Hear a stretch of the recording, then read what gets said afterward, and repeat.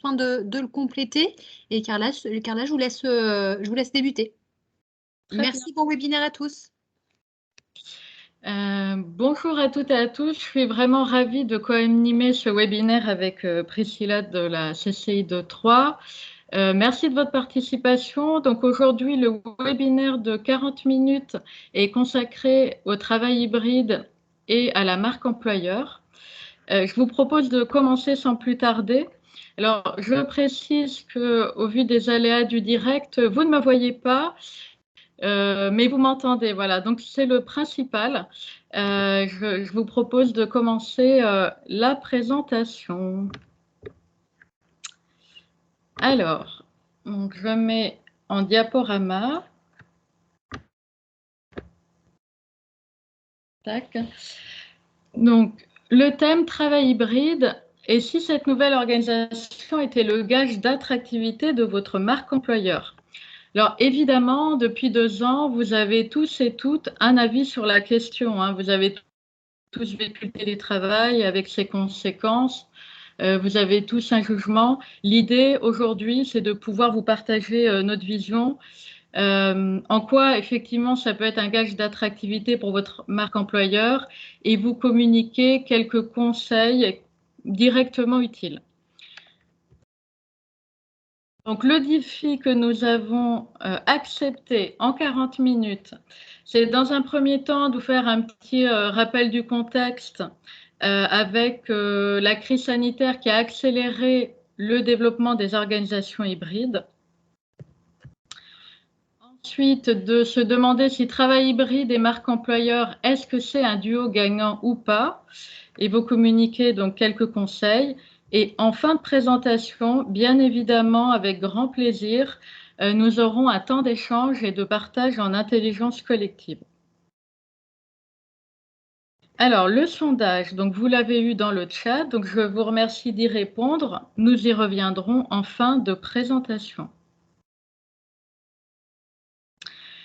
Alors, il y a 2 ans, c'est vrai que l'entrée en matière dans le télétravail a pu ressembler à ça, dans beaucoup d'organisations publiques et privées. Et c'est vrai que depuis ces 2 années, il n'est pas toujours évident pour les managers et pour les collaborateurs de trouver leur place au sein de ces organisations dites hybrides en présentiel, distanciel. Pourquoi? Parce que depuis 2 ans, il y a cette barrière des écrans qui n'est pas toujours simple à vivre quand on est en visio pour un collaborateur ou pour un manager. On peut parfois se sentir comme un poisson dans un bocal au vu de tous. Et du coup, ça a pu créer parfois des barrières dans la fluidité de la communication.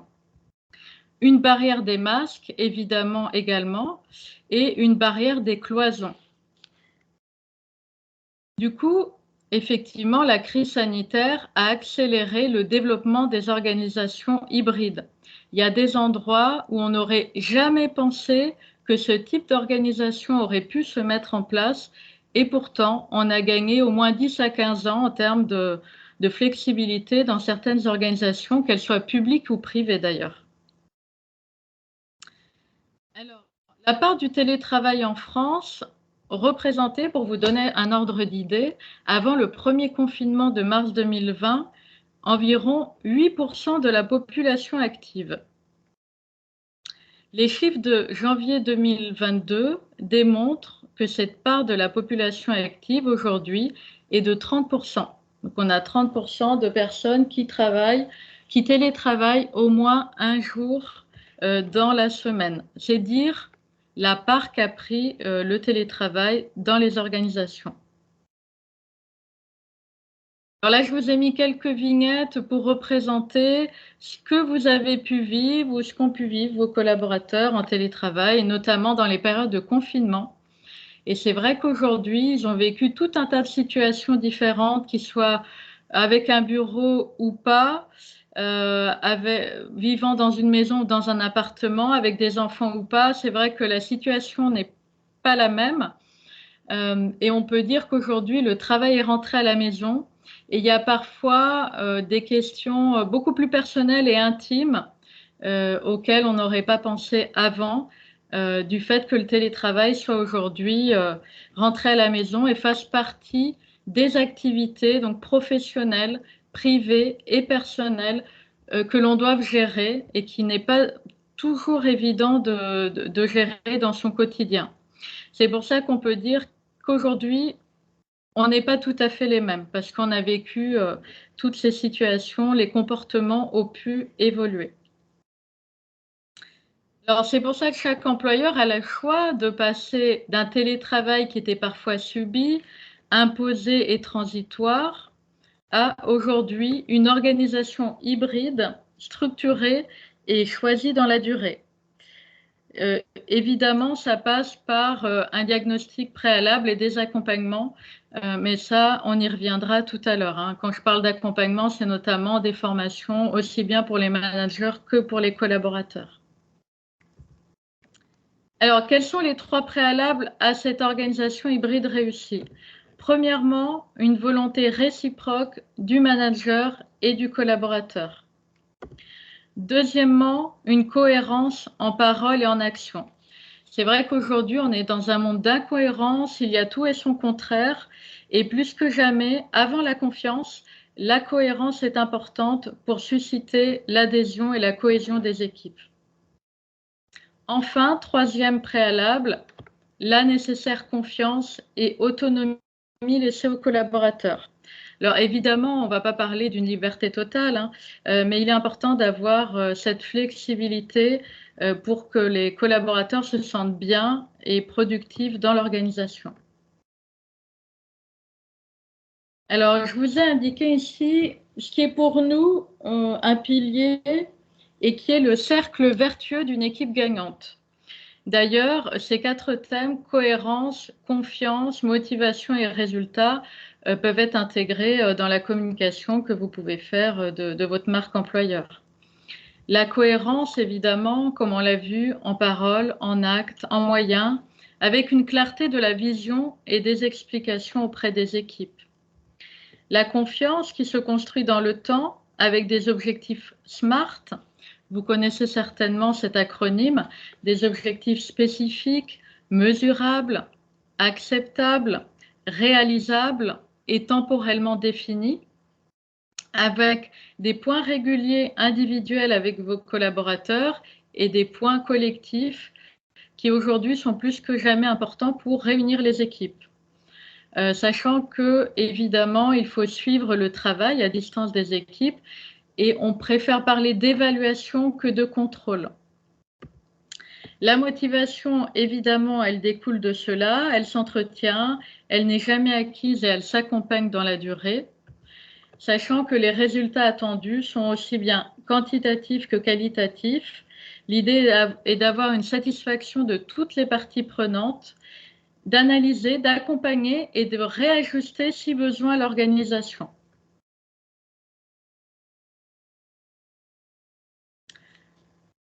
Alors, on va passer maintenant à la partie 2, donc travail hybride et marque employeur, est-ce un duo gagnant? Déjà, on voulait définir ce qu'est le management hybride. Donc, c'est l'action pour un manager d'articuler le management de son équipe en 2 dimensions. Donc, le présentiel au bureau et le distanciel qui peut se faire évidemment à la maison, mais également dans un espace de coworking ou tout autre lieu où on peut télétravailler. Certaines entreprises ou collectivités l'ont intégré dans leur charte ou leur accord. Ça sera intéressant d'échanger avec vous sur ce sujet.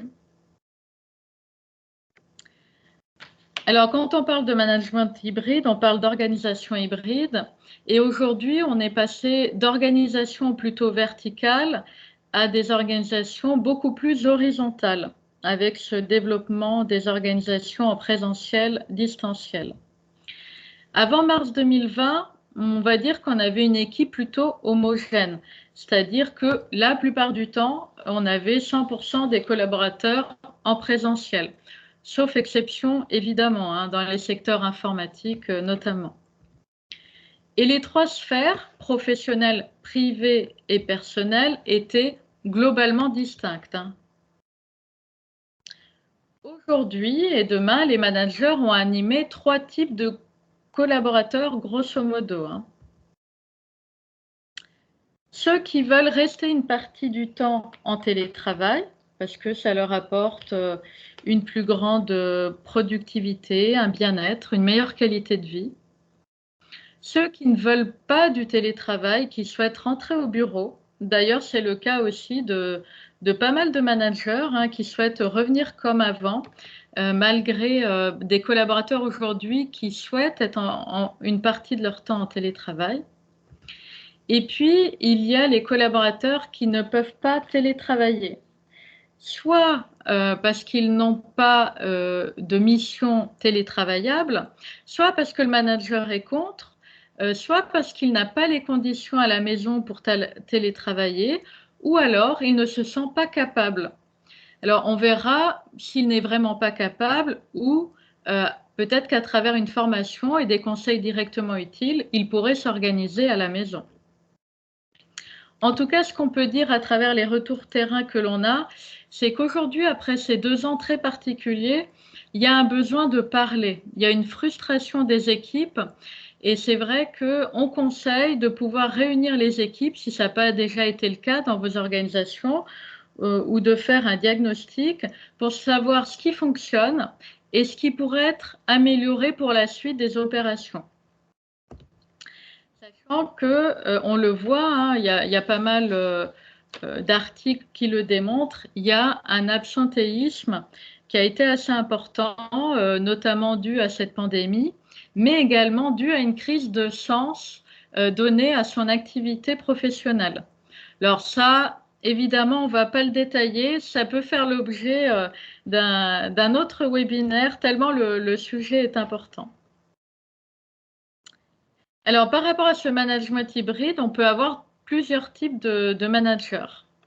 Il y a celui qui est plutôt un supérieur hiérarchique et du coup, il a plutôt un mode de management directif.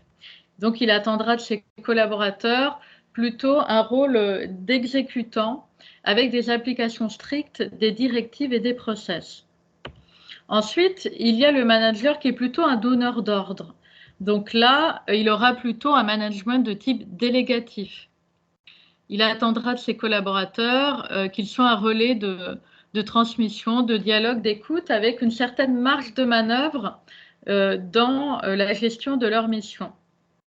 Enfin, vous avez le type de manager qui se développe de plus en plus aujourd'hui, qui est le manager animateur d'une équipe en présentiel, distanciel.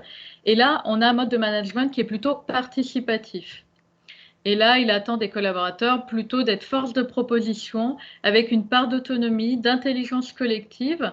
Et d'ailleurs, certains collaborateurs peuvent être des référents sur certains sujets. On conseille notamment de mettre en place des référents télétravail. D'ailleurs, ce serait intéressant de poser la question à vos collaborateurs de savoir quel type de manager vous êtes.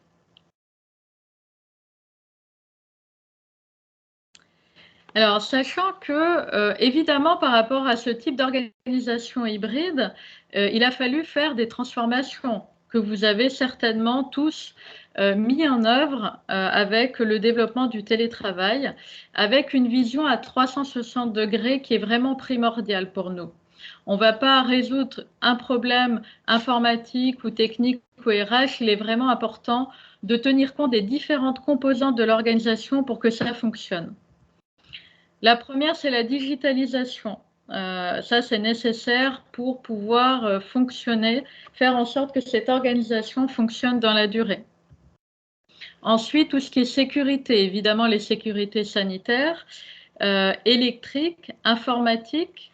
Ça, c'est très important pour que vos collaborateurs soient dans les meilleures conditions possibles. L'organisation à la maison, donc il y a pas mal de méthodes qui existent, je vous en communiquerai une tout à l'heure. Le droit à la déconnexion, c'est vrai qu'on sensibilise souvent à ça, parce que contrairement à ce qu'on peut penser, il y a finalement une surcharge de travail à la maison et non pas le contraire. Donc il est important de les sensibiliser à se déconnecter régulièrement. Et puis, ce cadre nécessaire. Certains d'entre vous ont peut-être mis un accord ou une charte en place et pour nous, c'est vraiment important de le faire. Ensuite, il est important aussi de prendre en compte l'espace de travail qu'a dédié le collaborateur à la maison et de s'assurer qu'il s'est créé un cocon de bien-être et d'efficacité. Enfin, la communication, qui est plus que jamais importante, avec le poids des mots qui est encore plus important en distanciel.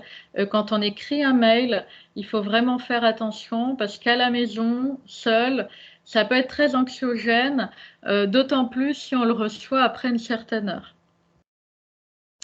Évidemment, il peut y avoir des réunions de sensibilisation, des formations pour accompagner les équipes et on peut évidemment le faire pour que vous travaillez dans les meilleures conditions possibles. Alors, il y a aujourd'hui des nouvelles attentes des collaborateurs, donc on l'a vu, pour une meilleure qualité de vie, quel que soit son âge d'ailleurs. C'est aussi bien les millennials que les quadras. Ça permet d'avoir une plus grande autonomie, une plus grande flexibilité, et puis ça permet aussi de faciliter l'accès à l'emploi des travailleurs handicapés. Pour les employeurs, ça permet de réaliser des économies, notamment si on laisse une partie des bureaux, avec tout ce que ça implique derrière, en conséquences positives et négatives d'ailleurs. Ça permet évidemment, on l'a vu, aux collaborateurs d'avoir une meilleure qualité de vie. On peut intégrer cette démarche de télétravail dans sa démarche RSE. On peut améliorer son bilan carbone notamment à travers cela. Et puis, on peut l'utiliser en plan B de sécurité, pas simplement en temps de pandémie. L'organisation hybride, elle peut être efficace en temps de crise, de grève, de neige. Et puis, évidemment, le dernier point, c'est que ça permet de développer l'attractivité de sa marque employeur. Alors, pourquoi? Alors déjà, je vous ai indiqué la définition de la marque employeur, que vous connaissez évidemment. La marque employeur est l'image d'une entreprise auprès de ses employés et des candidats potentiels et inclut par extension les efforts de marketing et de communication qui visent à l'améliorer et à la communiquer. C'est important parce qu'on le voit dans les récentes études, notamment de l'APEC, publiées le 11 janvier 2022. Aujourd'hui, la possibilité de travailler à distance est devenue une question clé pour près de la moitié des cadres dans une perspective de changement d'emploi.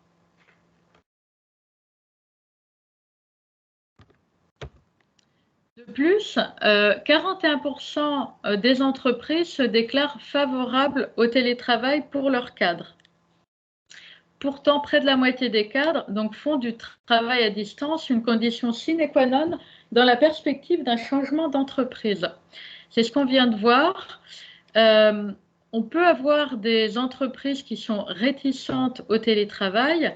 Pourtant, à côté de ça, on a de plus en plus de collaborateurs et de cadres qui souhaitent intégrer ce type d'organisation dans leur futur emploi, avec un rythme de télétravail allant en moyenne de 1 à 2 jours par semaine pour les collaborateurs, quand les cadres aspirent plutôt à 2 à 3 jours. Pourtant, c'est un avantage pour l'instant qui est encore peu mentionné dans les offres d'emploi. Ça sera intéressant également que vous nous fassiez un retour par rapport à ça au sein de votre organisation.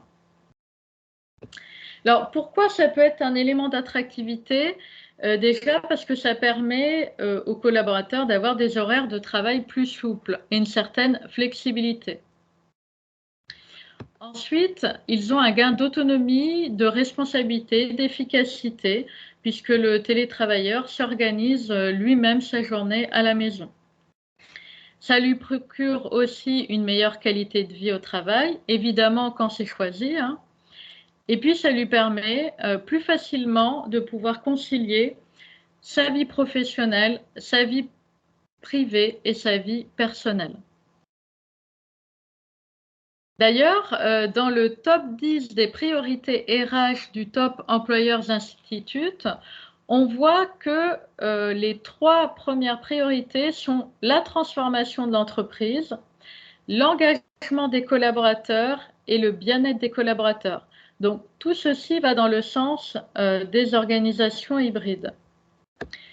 Une autre étude très intéressante qu'on vous communiquera avec la synthèse du PowerPoint, c'est une étude de l'ANDRH avec le Boston Consulting Group de mars 2022 qui s'appelle « Le futur du travail vu par les DRH ».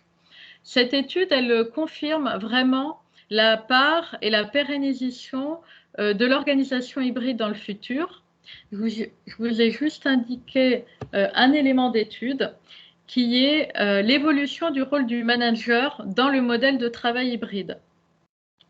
93% des répondants constatent des évolutions dans le rôle de manager et 70% d'entre eux priorisent le soutien au manager comme facteur clé de succès pour mettre en place un mode de travail hybride. Alors, je m'arrête là-dessus parce que souvent, on parle des difficultés des collaborateurs à télétravailler. Pourtant, en tout cas pour nous, on pense que la priorité au départ, et on y travaille, c'est d'accompagner les managers dans cette organisation hybride de management présentiel-distanciel pour pouvoir ensuite accompagner les équipes et qu'elles se sentent bien dans ce mode de travail. Je vous ai juste mis en avant donc, les 3 priorités, les 3 évolutions du rôle de manager dans le modèle de travail hybride. On voit que donner du sens et motiver, c'est toujours d'actualité. Donc, que ce soit en juin 2021 ou en février 2022, c'est toujours en 1.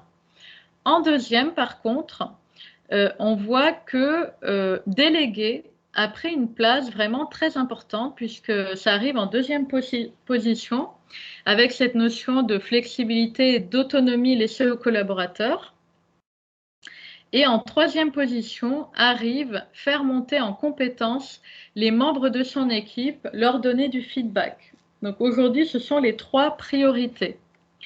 Quand on regarde l'ensemble des résultats, on voit que délégué n'arrivait qu'en 6e position en juin 2020 et le contrôle et l'évaluation du travail effectué arrivait en 8e position il y a 2 ans.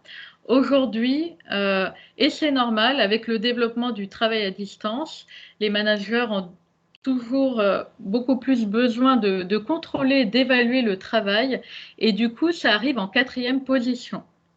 Je ne vais pas m'étendre là-dessus, vous aurez ces éléments d'étude voilà, dans l'étude plus complète.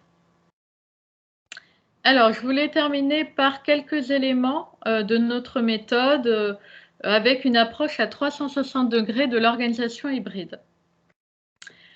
Alors, pour articuler le management en présentiel-distanciel, il y a 2 acronymes. Donc, c'est le prix de la réussite au quotidien pour le management distanciel. Le prix, ce sont des postures. Il est important en distanciel et en visio de pouvoir bien s'habiller comme si on était au travail, de pouvoir se voir, se sourire, avoir une bonne attitude en réunion en visio. C'est important, les postures. Vous avez également des repères. Donc, les repères, c'est les réunions, par exemple, individuelles ou collectives que vous pouvez avoir dans votre semaine et qui jalonnent la semaine. En distanciel, vous avez également des rituels qui sont importants. Alors, c'est vrai qu'on a vu pas mal de rituels se développer pendant les confinements, notamment des bonjours, des au revoir le soir via le chat, des séances de e-cooking, de e-yoga. Il y a eu pas mal de rituels qui ont été développés, mais sachant que trop de rituels tue le rituel. Donc, c'est important d'en avoir en distanciel, mais il ne faut pas non plus trop en avoir parce qu'on peut tout simplement pas se démultiplier et aller à toutes les visios. Enfin, vous avez des indicateurs. Évidemment, les indicateurs, ce sont les objectifs que vous avez fixés aux équipes, qualitatifs et quantitatifs. Je voulais vous donner un petit conseil pour organiser votre temps pour vous, pour les collaborateurs de vos équipes. C'est la méthode Pomodoro. Je ne sais pas si certains l'ont déjà testé. Ça signifie tomate en italien. Et l'idée, en fait, c'est de pouvoir choisir la tâche à accomplir de sa journée et de mettre un minuteur. Et donc là, on lance le chrono pendant 25 minutes. Pendant 25 minutes, l'idée, c'est de rester concentré sur la tâche que l'on a à faire. Vous faites une petite pause pour vous étirer, par exemple, et puis vous réitérez l'opération pendant 5 fois. Donc vous faites 5 fois 25 minutes, et au bout des 5 fois 25 minutes, là, vous faites une plus longue pause. Vous pouvez faire une marche, écouter un podcast, vous aérez l'esprit. Voilà, c'est une méthode que je voulais vous communiquer. Il en existe beaucoup d'autres, mais c'est vrai qu'elle a fait ses preuves et d'ailleurs, nous l'utilisons au quotidien. Donc là, on a vu l'articulation du management en distanciel et articulé avec le management en présentiel. Donc là, la méthode, c'est pour être paré au quotidien, c'est de partager l'informel. C'est vrai que le partage informel avait sa part dans l'entreprise et c'est très important de pouvoir échanger autour d'un bon café. Mais c'est vrai qu'on s'aperçoit aujourd'hui que c'est un rôle encore plus important. Quand vos équipes reviennent au bureau, il est plus que jamais important de pouvoir échanger avec elles autour de ce café parce que vous aurez des informations que vous n'aurez pas en visio. Ensuite, il y a les activités collectives. Alors, évidemment, les team building, par exemple, existent depuis une quarantaine d'années. Ce n'est pas nouveau, évidemment. Ces réunions de cohésion d'équipe. Mais c'est vrai qu'aujourd'hui, elles ont pris une part encore plus importante.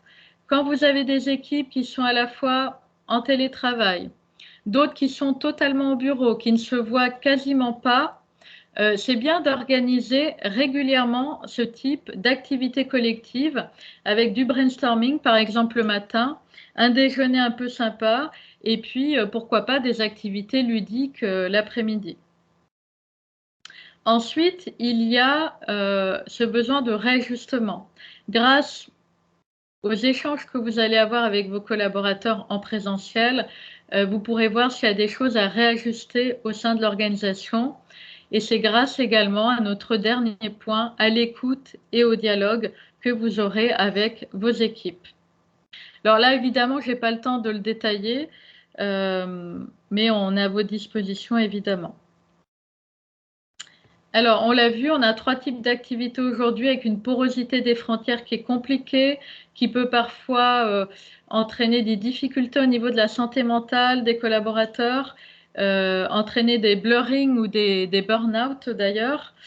Et c'est vrai qu'on met un point d'honneur à vraiment séparer la vie privée de la vie personnelle. On fait un distinguo entre les deux.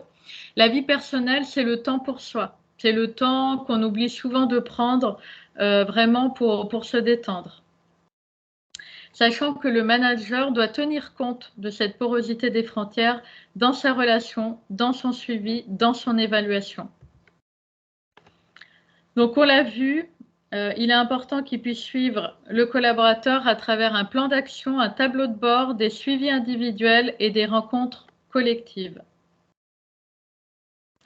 Alors, qu'est-ce qu'on vous conseillerait aujourd'hui? C'est de pouvoir mettre en place un diagnostic de l'organisation. On a pour cela un diagnostic croisé qui permet vraiment d'évaluer le ressenti à la fois du collaborateur en télétravail et du manager. Pour cela, on va poser 12 mêmes questions au manager et au collaborateur. Ça prend à peu près 10 minutes. Et derrière, on peut produire un baromètre de l'organisation en place. On a fait appel à un data scientist pour cela. Vous avez à droite les 12 questions en abscisse. En ordonnée, vous avez une évaluation de 1 à 5. L'évaluation du manager est en bleu. L'évaluation du collaborateur est en orange. Et là, par exemple, à titre d'exemple, on peut voir qu'à la question 3, il y a un grand écart de perception. Donc, c'est comment évaluez-vous le matériel ou outil mis à disposition en télétravail. Bon, on voit que pour le manager, tout va bien, alors que pour le collaborateur, ça ne va pas du tout. Alors, pourquoi? Eh bien, on peut le voir à travers les commentaires. Donc là, on était dans une période de confinement, dans une entreprise de taille un peu plus importante. Et le manager pensait que tout le matériel avait été communiqué, alors que le collaborateur n'avait rien reçu. Bon, c'est un exemple parmi tant d'autres, mais sachez que ce diagnostic permet vraiment de pouvoir faire un état des lieux à un instant T de l'organisation en place. Alors, pour la présentation, j'en ai presque terminé. Donc, vous dire que donc j'ai créé cette société avec 4 associés. Ça fait 20 ans qu'on est dans des secteurs porteurs. J'ai pu accompagner des centaines d'entreprises dans des secteurs publics et privés. On connaît bien le télétravail et le management privé et public. J'ai un de mes associés qui est là d'ailleurs, qui est en télétravail depuis plus de 40 ans. Et on a à cœur de développer une communauté de partenaires autour du télétravail. C'est-à-dire qu'on peut intervenir dans un premier temps avec notre vision à 360 degrés, avec un diagnostic, avec des accompagnements, des formations. Et derrière, on a un réseau d'experts thématiques pour pouvoir aller plus loin. Donc, vous avez un seul interlocuteur pour l'ensemble des questions liées au télétravail. Donc, on a pu intervenir notamment auprès de la CCI du Loiret, de Paris, de réseaux, d'entreprises évidemment également, à travers donc ces 3 types d'accompagnement, des ateliers et des formations. D'ailleurs, Priscilla, on parlera certainement tout à l'heure. Nous proposons une formation en partenariat avec plusieurs CCI sur les 8 clés de la réussite du management hybride pour aller plus loin dans ce sujet et vous communiquer des outils, des conseils directement utiles à mettre en place dans votre organisation. Tout ceci pour un gain de temps, une productivité et un bien-être de vos équipes. Voilà, je voulais juste terminer par cette image humoristique. On a un chef d'entreprise qui a demandé à ses collaborateurs de venir de la manière dont ils étaient habillés pendant les visioconférences.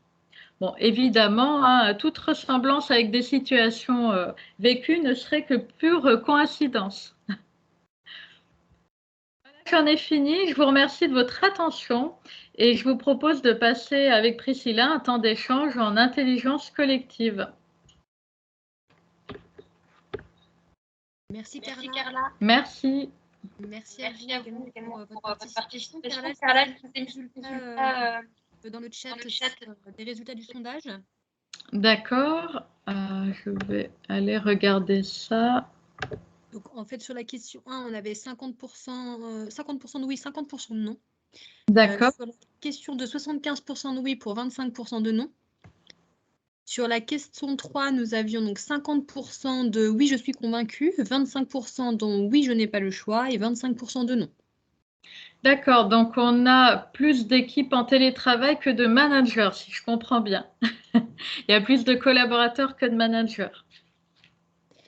Je pense que c'est plutôt équilibré dans les noms que dans ce que j'ai pu en tout cas enregistrer lors des inscriptions.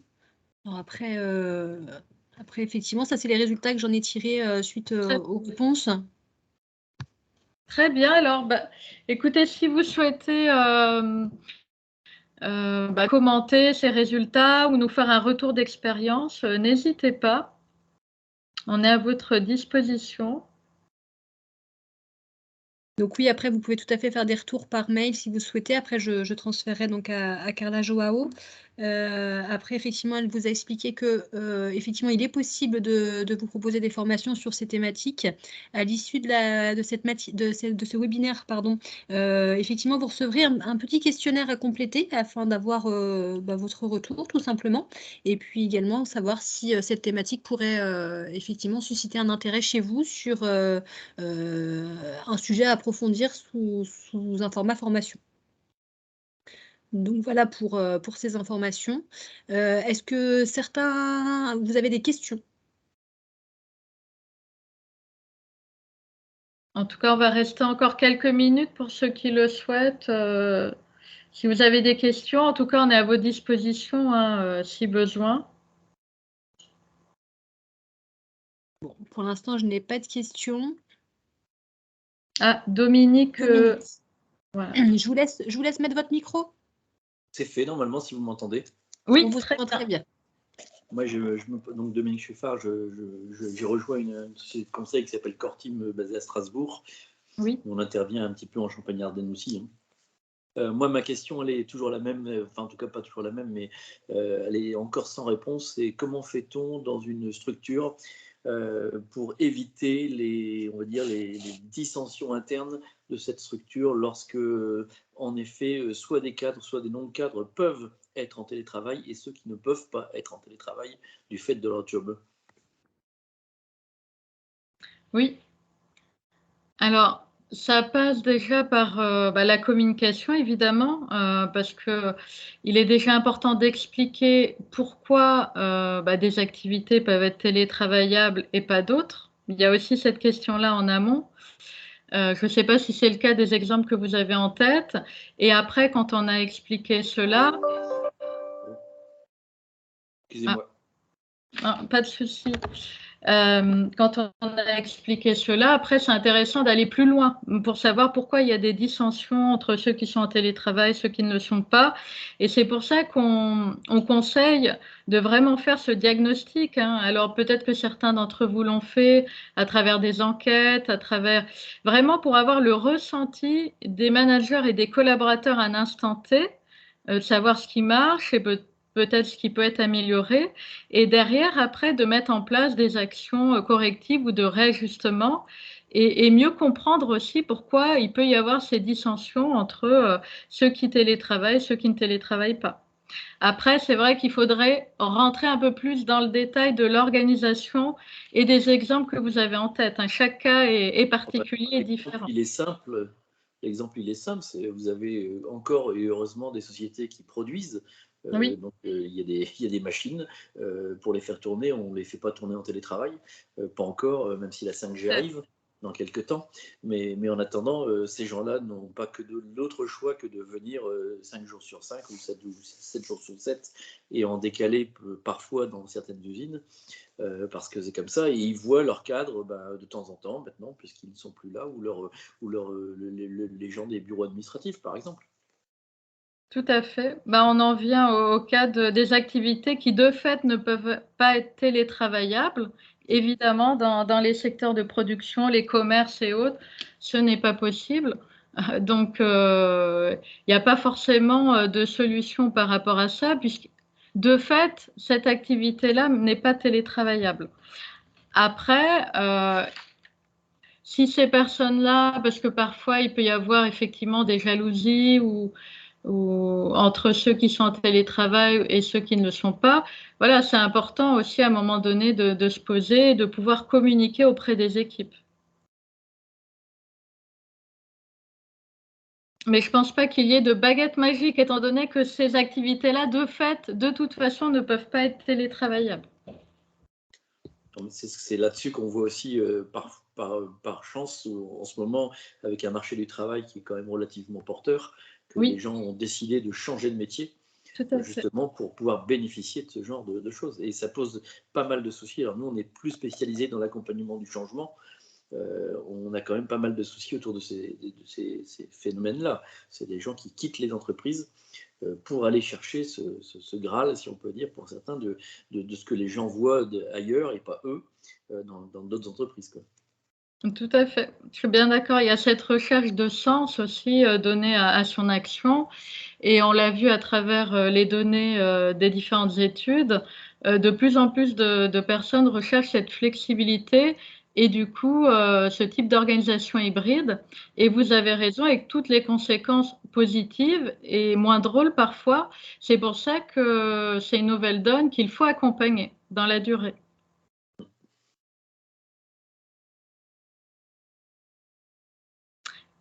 Merci en tout cas pour votre retour. Est-ce qu'il y a d'autres questions ou d'autres retours par rapport à ce sujet, notamment la marque employeur? Est-ce qu'aujourd'hui vous recrutez des collaborateurs en télétravail?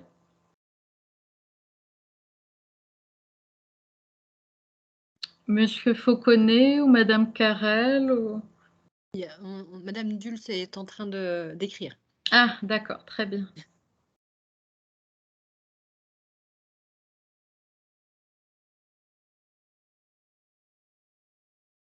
Ah, non, elle doit… Merci Madame Dulce, bonne journée à vous. Bonne journée, merci.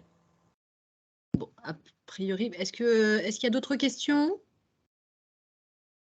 Non, pas particulièrement. Bon, est-ce que vous souhaitez rajouter quelque chose, Carla? Écoutez, merci à vous et puis merci à tous les participants. On reste à vos dispositions et si vous voulez aller plus loin, en partenariat avec la CCI 3, nous organiserons prochainement une formation sur les 8 clés de la réussite du management hybride avec des outils, des conseils directement utiles.